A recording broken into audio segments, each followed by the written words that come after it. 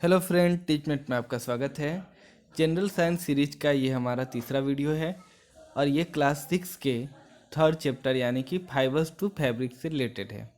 इसमें हम लोग फाइबर टू फैब्रिक चैप्टर का समरी देखेंगे और फिर उसमें एनसीईआरटी से रिलेटेड क्वेश्चन को डिस्कस करेंगे।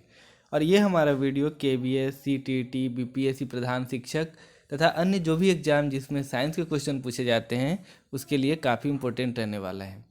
तो चलिए शुरू करते हैं आज का वीडियो। एनसीईआरटी क्लास 6 के तीसरे चैप्टर का नाम है तंतु से वस्त्र तक, यानी कि फाइबर्स टू फैब्रिक्स। तो इसमें हम लोग इसके मेन पॉइंट को पहले देख लेते हैं। तागे में दिखाई देने वाली पतली लड़ियाँ और अधिक पतली लड़ियों से मिलकर बनी होती हैं, जिन्हें हम लोग तंतु या फाइबर कहते हैं। कुछ वस्त्रों जैसे सूती, जूट, रेशमी तथा ऊनी के तंतु पादपों तथा जंतुओं से प्राप्त होते हैं, उन्हें हम प्राकृतिक तंतु कहते हैं। यानी वैसे फाइबर जो हमें प्राकृतिक चीज़ों से प्राप्त होता है, जैसे जूट से, रेशम से, ऊन से या पादप से और जंतु से, तो उन्हें हम लोग प्राकृतिक तंतु या नेचुरल फाइबर बोलते हैं। मोटे तौर पे आप कह सकते हैं कि जो प्राकृतिक तंतु होते हैं, नेचुरल फाइबर होते हैं, वो दो प्रकार से प्राप्त हो सकते हैं, पादपों से और जंतु से। यानी कि प्लांट बेस्ड हो सकते हैं और एनिमल बेस्ड हो सकते हैं। जिसमें रुई तथा जूट यानी पटसन जो होते हैं वो पादपों से प्राप्त होने वाले तंतु के उदाहरण हैं। ऊन, रेशम जंतुओं से प्राप्त होते हैं। ऊन भेड़ अथवा बकरी से प्राप्त होती है और खरगोश, याक, ऊँटों के बालों से भी प्राप्त किया जाता है। रेशमी तंतु रेशम के कीट के कोकून से खींचा जाता है। यानी कि रेशम का जो फाइबर होता है वो रेशम के कीट के कोकून से बनता है, आपको ये ध्यान रखना है। रासायनिक पदार्थों से बने तंतुओं को हम लोग संश्लेषित तंतु कहते हैं या आर्टिफिशियल फाइबर बोलते हैं। पॉलिएस्टर, नायलॉन, एक्रिलिक संश्लिष्ट तंतुओं के कुछ उदाहरण हैं। यानी आप पॉलिएस्टर, नायलॉन ये सब जो आप देखते हैं ये सब आर्टिफिशियल फाइबर है या सिंथेटिक फाइबर है। हमें रुई कपास से प्राप्त होती है। रुई जो है, कॉटन है, वो कपास के पौधों से प्राप्त होती है। साधारणतः कपास के पौधे वहाँ उगाए जाते हैं जहाँ की मृदा काली और जलवायु उष्ण होती है। आप इसको याद रख सकते हैं कि कपास के पौधों के लिए काली मिट्टी सबसे ज़्यादा उपयुक्त होती है। काली कपासी भी हम लोग कई बार बोलते हैं। और वहाँ की जलवायु गर्म होनी चाहिए, उष्ण होनी चाहिए। साधारणतः इन कपास बालों के से कपास को हस्त चयन द्वारा प्राप्त किया जाता है। उसके पश्चात कपास से बीजों को कंकतन द्वारा पृथक किया जाता है। इस प्रक्रिया को कपास ओटना कहते हैं। आजकल कपास ओटने के लिए मशीनों का उपयोग भी किया जाता है। पटसन तंतु को पटसन पादपों के तने से प्राप्त किया जाता है। भारत में इसकी खेती वर्षा ऋतु में की जाती है। आपको ध्यान रखना है कि पटसन तंतु जो होता है वो पटसन के पादप से और तने से प्राप्त किया जाता है और वर्षा ऋतु में इसकी खेती की जाती है। भारत में पटसन को प्रमुख रूप से पश्चिम बंगाल, बिहार तथा असम में उगाया जाता है। तो एक क्वेश्चन इंपॉर्टेंट हो रहा है कि पटसन को कहाँ उपजाया जाता है भारत में, तो बंगाल, बिहार तथा असम में उगाया जाता है। सामान्यतः पटसन पादप फसल को पुष्पन अवस्था में काटते हैं, यानी जब वो फूल के रूप में खिलता है उस समय पटसन को काटा जाता है। फसल कटाई के पश्चात पादपों के तनों को कुछ दिनों तक जल में डुबोकर रखते हैं। ऐसा करने से तने गल जाते हैं और उन्हें पटसन तंतुओं से हाथों द्वारा पृथक कर लिया जाता है। अब हम लोग देखते हैं कि रेशों से तागा बनाने की प्रक्रिया कैसे होती है। उसको कहा जाता है कताई। इस प्रक्रिया में रुई के एक पुंज से रेशों को खींचकर रेतते हैं। ऐसा करने से रेशे आसपास आ जाते हैं और तागा बन जाते हैं। कताई के लिए एक सरल युक्ति हस्त तकुआ का उपयोग किया जाता है, जिसे तकली कहते हैं। हाथ से प्रचालित कताई में उपयोग होने वाली एक अन्य युक्ति चरखा है। यानी आप कह सकते हैं चरखा कतना कताई का आपने नाम सुना होगा कि गांधी जी चरखा काटते थे। यानी उसमें चरखा के प्रयोग से वो हाथ से कताई का इस्तेमाल वो करते थे या प्रयोग करते थे। नेक्स्ट है वृहद पैमाने पर तागों की कताई का कार्य कताई मशीनों की सहायता से किया जाता है। अब तागे से वस्त्र बनाने की कई विधियां हैं, जिनमें दो प्रमुख विधियां हैं, बुनाई तथा बंधाई। आपको ध्यान रखना है कि तागे से जो वस्त्र बनता है उसमें दो प्रमुख विधि है, और वो विधि कौन कौन सी है? तो वो दो प्रमुख विधि है आपकी बुनाई तथा बंधाई। नेक्स्ट है कि तागों के दो सेटों को आपस में व्यवस्थित करके वस्त्र बनाने की प्रक्रिया को बुनाई कहते हैं। जैसे स्वेटर बुना जाता है कि दो सेट को आपस में व्यवस्थित करके बुना जाता है। वस्त्रों की बुनाई करघों पर भी की जाती है। करघे या तो हस्त प्रचालित होते हैं अथवा विद्युत चालित होते हैं। तो ये सब है इसके कुछ। चलिए अब थोड़ा और देखते हैं कि इसमें और क्या क्या महत्वपूर्ण पॉइंट है। फाइबर। फाइबर एक बहुत महीन पतले जैसा फिलामेंट होता है। यानी इस चैप्टर में जो इम्पोर्टेंट वर्ड्स आए हैं अब हम लोग उसको थोड़ा सा देख लेते हैं। कपड़ा क्या होता है? तो यह कपड़े से या फाइबर से बना हुआ एक मटेरियल होता है जिसे हम लोग कपड़ा कहते हैं। यानी फाइबर को हम लोग या धागे को जब हम लोग बुन देते हैं तो वो कपड़ा बन जाते हैं। रेशे क्या होते हैं? रेशों को उनको स्रोत के आधार पर दो भागों में वर्गीकृत किया गया है। एक है प्राकृतिक फाइबर, ये पौधों और जानवरों से प्राप्त होते हैं जैसे कि जूट, कपास, ऊन और रेशम। और दूसरा है सिंथेटिक फाइबर, ये रासायनिक पदार्थों से बने होते हैं, इसलिए सिंथेटिक फाइबर को मानव निर्मित फाइबर या कृत्रिम फाइबर भी कहा जाता है, जैसे नायलॉन, रेयॉन, पॉलिएस्टर इत्यादि। अब है कि रेशे और उनके पादप स्रोत कौन कौन से? तो कपास को कपास के पौधों से प्राप्त किया जाता है और यह काली और गर्म जलवायु में बोया जाता है। ये इंपॉर्टेंट चीज़ है, आप इसको ज़रूर ध्यान रखिएगा कि कपास का जो पौधा होता है वो गर्म जलवायु में बोया जाता है और यह काली मिट्टी में बोया जाता है। कपास के पौधों के लिए सबसे उपयुक्त कौन होता है? तो काली मिट्टी होती है। जूट जो होता है वो पौधों के तने से प्राप्त होता है। जूट के पौधे के यह तने से मिलता है। ये भी चीज़ आपको ध्यान रखना है। जूट जो है वो जूट के पौधे के तने से मिलता है, स्टेम से मिलता है। नेक्स्ट है गांजा जो होता है वो औषधि के पौधों से प्राप्त होता है। सन क्या है? तो अलसी के पौधे से प्राप्त किया जाता है और इसका उपयोग लिनन की बुनाई के लिए किया जाता है। लिनन नाम की एक कपड़े होती है, उसके बुनाई के लिए सन का प्रयोग किया जाता है। रेमी क्या है? इस रेशे का उपयोग नाव और पैराशूट के लिए पाल बनाने में किया जाता है। कॉयर क्या है? यह फाइबर नारियल के तार से प्राप्त होता है।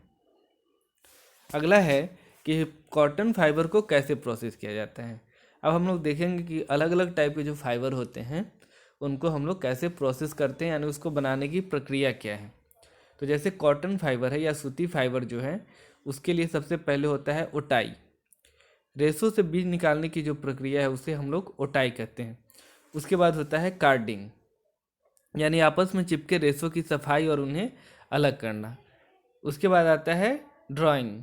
ड्राइंग में फाइबर को फैलाया जाता है जिसे फ्लफी भी कहा जाता है। तो आपको ये प्रोसेस ध्यान रखना है क्योंकि कई बार एग्जाम में क्रम पूछ लिया जाता है कि पहले कौन सी प्रक्रिया होगी फिर उसके बाद कौन सी होगी। तो सबसे पहले कॉटन फाइबर में ओटाई होगी, फिर कार्डिंग होगी, फिर ड्राइंग होगी, उसके बाद कताई होगी और फिर अंत में बुनना होता है। कताई का मतलब होता है कि सूत के धागों को सूती रेशों से खींचना। अब है कि जूट के पौधे को कैसे संसाधित किया जाता है या जूट को कैसे हम लोग प्रोसेस करते हैं। तो पहला है पौधे का सड़ना। तो जूट के पौधे के डंठल को काटने के बाद लगभग 10 से 15 दिन के लिए पानी में भिगोकर छोड़ दिया जाता है जिससे वो तने जो होते हैं उसके तंतु के वो सड़ जाते हैं और अलग हो जाते हैं। उसके बाद होती है स्ट्रिपिंग। हाथों से रेशों को बाहर निकालने के लिए डंटियों को छीला जाता है। तब आता है धुलाई और सुखाना। छिलके वाले रेशों को धोकर धूप में सुखाया जाता है। अब हम लोग देखेंगे कि ऊन फाइबर का प्रसंस्करण कैसे किया जाता है या जो वूल होते हैं उसका प्रोसेसिंग कैसे होता है। तो सबसे पहले इसमें है परिमार्जन। भेड़ों से कटे हुए बालों को साफ किया जाता है। अब ग्रीस, धूल, गंदगी को हटाने के लिए टैंकों में धोया जाता है।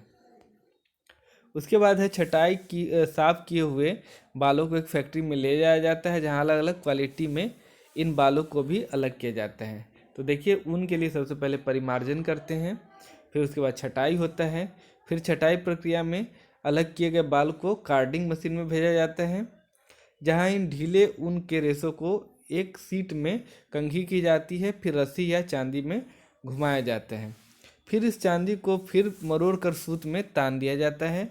उनकी बड़ी गेंदों को बनाने के लिए सूत को अब लपेटा जाता है। तो ये थे आपको पहले पार्ट के समरी, यानी आप इसमें देखा कि किस तरह से अलग अलग तरह के फाइबर से फैब्रिक्स बनाए जाते हैं, यानी कि रेशों से वस्त्र कैसे निर्माण किया जाता है उसका हम लोग प्रोसेस देखें। अब हम लोग देखेंगे कि एनसीईआरटी में जो क्वेश्चन है वो कौन से हैं। तो ये तीसरे पार्ट का एनसीईआरटी से रिलेटेड क्वेश्चन है। जैसे पहला क्वेश्चन है कि निम्नलिखित तंतुओं को प्राकृतिक तथा संश्लिष्ट में वर्गीकृत कीजिए, यानी आपको बताना है कि ये फाइबर जो हैं कौन से नेचुरल है और कौन से आर्टिफिशियल है या सिंथेटिक है। जैसे नायलॉन, ऊन, रुई, रेशम, पॉलिस्टर और पटसन। तो आप तो जानते ही हैं कि नायलॉन, पॉलिस्टर ये जो होते हैं ये हमारे कृत्रिम है या फिर आर्टिफिशियल फाइबर हैं, और बाकी अन्य जो हैं वो सब आपको नेचुरल फाइबर हैं। तंतु जो प्रकृति अर्थात पौधे अथवा जानवरों से प्राप्त होते हैं उन्हें प्राकृतिक तंतु कहा जाता है, और जो रासायनिक विधियों द्वारा या मनुष्यों द्वारा बनाए गए तंतु उन्हें हम लोग संश्लिष्ट तंतु के रूप में जानते हैं। ऊन एवं रेशम हमें पशुओं से प्राप्त होता है, रुई एवं पटसन हमें पौधों से प्राप्त होते हैं, इसलिए वे प्राकृतिक तंतु है। नायलॉन और पॉलिएस्टर कृत्रिम रूप से तैयार किए जाते हैं, इसलिए वो संश्लिष्ट तंतु कहलाते हैं। अब नेक्स्ट है क्वेश्चन कि नीचे दिए गए कथन सत्य है अथवा असत्य हैं, इसका उल्लेख कीजिए। आपको बताना है कि ये जो बात कहे गए हैं वो सही है या गलत है। जैसे पहला है तंतुओं से तागा बनता है, दूसरा है कताई वस्त्र निर्माण की एक प्रक्रिया है, अगला है कि जूट नारियल का बाहरी आवरण होता है, उसके आगे है कि रुई से बिनौले या बीज हटाने की प्रक्रिया को ओटना कहते हैं, तागों की बुनाई से वस्त्र का एक टुकड़ा बनता है, रेशम तंतु किसी पादप के तने से प्राप्त होता है, और पॉलिस्टर एक प्राकृतिक तंतु है। तो देखिए इसमें पहला जो कथन है कि तंतुओं से तागा बनता है ये सत्य है। इसमें दूसरा कथन जो है कताई वस्त्र निर्माण की एक प्रक्रिया है ये असत्य है। हमारा अगला क्वेश्चन है कि जूट नारियल का बाहरी आवरण होता है, तो यह असत्य है। नेक्स्ट है कि रुई के बिनौले बीज हटाने की प्रक्रिया को ओटना कहते हैं, तो ये सत्य है। और तागों की बुनाई से वस्त्र का एक टुकड़ा बनता है, तो ये सही है। रेशम तंतु किसी पादप के तने से प्राप्त होता है, तो ये जो हमारा कथन है वो गलत है, क्योंकि वह रेशम के कीड़े के कोकून से प्राप्त होता है। और लास्ट है कि पॉलिस्टर एक प्राकृतिक तंतु है, तो ये असत्य कथन है। चलिए अब अगले प्रश्न को देखते हैं। हमारा नेक्स्ट क्वेश्चन है कि रिक्त स्थानों की पूर्ति कीजिए। डैश और डैश जो होते हैं वो पादप तंतु द्वारा प्राप्त किए जाते हैं, तो वो रुई और पटसन जो होते हैं वो पादप तंतु द्वारा प्राप्त होते हैं। नेक्स्ट है डैश और डैश जंतु तंतु हैं, तो ये है ऊन और रेशम जो है वो जंतु द्वारा प्राप्त तंतु है या फाइबर है। हमारा अगला प्रश्न है रुई तथा जूट पटसन पादप के किन भागों से प्राप्त होते हैं। आपको बताना है कि रुई जो है और जूट या पटसन जो है वो पौधे के किस भाग से प्राप्त होते हैं। तो कपास के रेशे कपास के पौधे के फल से प्राप्त होते हैं। एक रुई के पौधे के फल को कपास गोलक भी कहा जाता है। और जूट जो होता है रेशे, जूट के रेशे जो होते हैं जूट के पौधे के तने से प्राप्त होते हैं। अगला है नारियल के तंतु से बनने वाली दो वस्तुओं के नाम लिखिए। तो वो है टोकरी और रस्सी। कई अन्य चीज़ें भी बनाई जा सकती हैं। अगला है कि तंतुओं से धागा निर्मित करने की प्रक्रिया को स्पष्ट कीजिए। तो तंतुओं से धागा बनाने की प्रक्रिया को कताई कहते हैं।